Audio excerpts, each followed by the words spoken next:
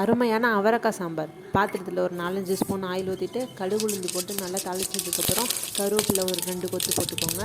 2 medium size வெங்காயம் நீள்வாக்கில் cut பண்ணி வச்சுருக்கேன், அதை எடுத்து நல்லா வதக்கிக்கலாம். இந்த சாம்பார் வந்து 3 பேருக்கு கரெக்டாக இருக்கும். நெக்ஸ்ட்டு வந்து தக்காளி, ஒரு மீடியம் சைஸ் தக்காளி நல்லா வதக்குனதுக்கப்புறம் நம்ம கழுவி சுத்தம் பண்ணி வச்சுருக்க அவரைக்காய் போட்டு சாம்பார் தூள், மஞ்சத்தூள் 2 ஸ்பூன் சாம்பார் தூள் ஓகே, 1/2 ஸ்பூன் மஞ்சத்தூள் போட்டுட்டு அரிசி கழுவுன தண்ணி நான் எடுத்து வச்சுருக்கேன், அதை போட்டிங்கன்னா ருசி அதிகமாக இருக்கும். நெக்ஸ்ட்டு வந்து உப்பு போட்டு நல்லா கலந்து இதை நம்ம கொதிக்க விட்டுறலாம். இப்போது ஆல்ரெடி வேக வச்சு இருக்க பருப்பை நல்லா கடைஞ்சி எடுத்துக்கலாம். இப்போ வந்து அந்த காயை எப்படி நான் சுத்தம் பண்ணேன்னு சொல்லி நான் காட்டுறேன். கத்தியில் கூட கட் பண்ணலாம், நான் கையாலே வந்து எடுத்துட்டேன். இதில் இருக்க நார்லாம் எடுத்துகிட்டு சுத்தம் பண்ணாலே போதும். இப்போ வந்து நல்லா கொதிச்சதுக்கப்புறம் இந்த பருப்பு எடுத்து அதில் ஊற்றிடலாம். இதுவும் நல்லா கொதி வரட்டும்.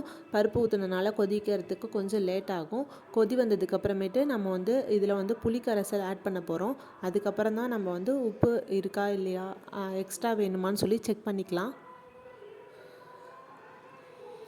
2-3 காய் கலந்து போட்டு வைக்கிறப்ப அதோட ருசியே தனியாக இருக்குங்க. இப்போ வந்து புளிக்கரைசல் சேர்த்தாச்சு. இது வந்து நம்ம கையால் தான் கரைச்சி வடிகட்டணும். சல்லடையிலையோ இல்லை டீ வடிகட்டுறதுலையோ வந்து வடிகட்டக்கூடாது.